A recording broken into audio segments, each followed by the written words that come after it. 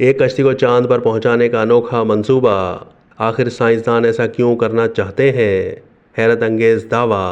साइंसदानों ने चांद पर एक कश्ती को पहुंचाने का मंसूबा बनाया है, मगर वो ऐसा क्यों करना चाहते हैं? इसकी वजह काफ़ी दिलचस्प है।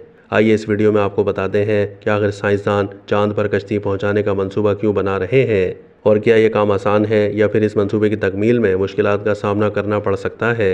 वैसे पहले तो आप ये जानकर हैरान हो जाएंगे कि साइंसदानों का ख्याल है कि ज़मीन पर ज़िंदगी को बचाने के लिए कश्ती नूह की तरह की ये कश्ती चांद पर रखना ज़रूरी है। जर्नल बायोसाइंस में शाया एक तहकीक में बताया गया है कि चांद पर महफूज किए जाने वाले हयातियाती ज़ख़ीरे में ज़मीन पर सबसे ज़्यादा ख़तरे से 2-4 जानदारों के मुंजमद नमूने मौजूद होंगे, ताकि हमारे सैयारे के हयातियाती तनव्वुर को तहफ़्फ़ुज़ फराहम किया जा सके।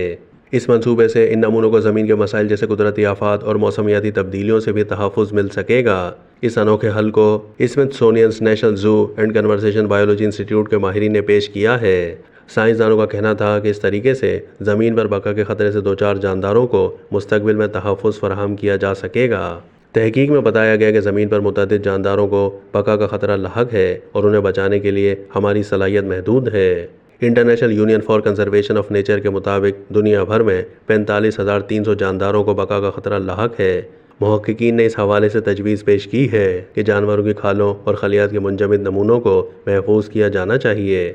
उनका कहना था कि इन नमूनों को महफूज रखने के लिए चांद मिसाली मकाम है, क्योंकि इसके मखसूस हिस्सों में दर्जा हरारत बहुत कम होता है, जिसके बाइस नमूनों को महफूज रखने के लिए तवानाई की ज़रूरत कम होगी, जबकि वहाँ इंसानी मुदाखलत भी नहीं हो सकेगी। मगर मुहक्किकीन ने यह भी तस्लीम किया कि इस तरह की कश्ती के मंसूबे को मुतअद्दिद चैलेंजेस का सामना होगा, जिसे चांद पर महफूज तरीके से पहुँचाना ही काफ़ी मुश्किल होगा।